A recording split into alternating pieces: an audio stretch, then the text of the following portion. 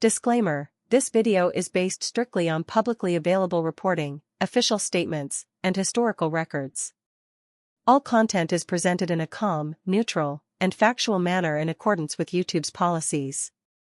This week, a high-profile diplomatic meeting at the White House drew national attention, not only for its ceremony, but for a tense moment that resurfaced a major international controversy.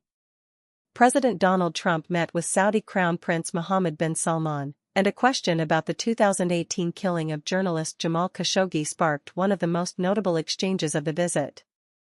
While speaking with reporters in the Oval Office, President Trump reacted sharply when asked about the 2018 murder of Washington Post columnist Jamal Khashoggi.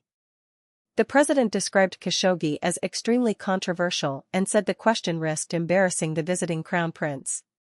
Trump went on to say that the crown prince knew nothing about it, despite a 2021 U.S. intelligence assessment that found the Saudi leader likely approved the operation.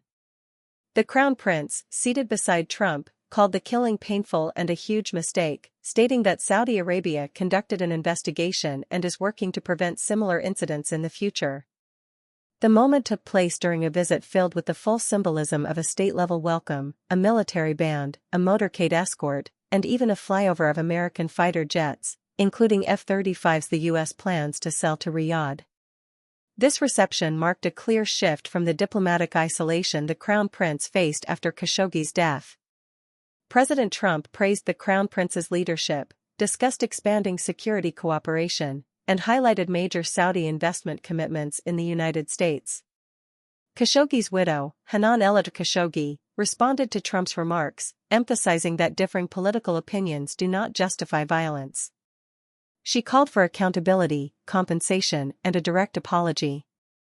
The Washington Post also issued an editorial disputing the president's characterization, pointing viewers back to the findings of U.S. intelligence agencies.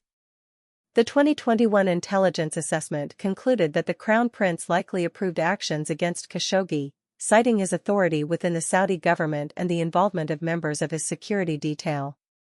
The crown prince has consistently denied ordering the killing. U.S. policy has shifted across administrations.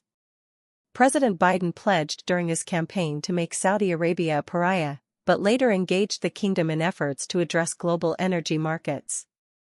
Trump, during his second term, has actively rebuilt ties, visiting Riyadh earlier this year to discuss major investment and security initiatives. Regional diplomacy and closing summary. During Tuesday's meeting, Trump expressed hope that Saudi Arabia would eventually join the Abraham Accords, a major diplomatic initiative aimed at expanding ties between Israel and Arab nations. The crown prince did not commit, saying Saudi participation requires a clear pathway toward a two-state solution.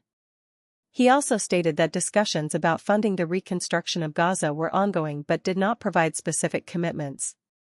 In closing, the meeting underscored the complex intersection of diplomacy, human rights concerns, regional security, and global strategic interests. As both nations continue to navigate these issues, questions about transparency and accountability remain central to understanding the broader U.S.-Saudi relationship. For ongoing coverage of U.S. political developments and international diplomacy, stay subscribed to the channel. We'll continue reporting with clarity, neutrality, and verified information.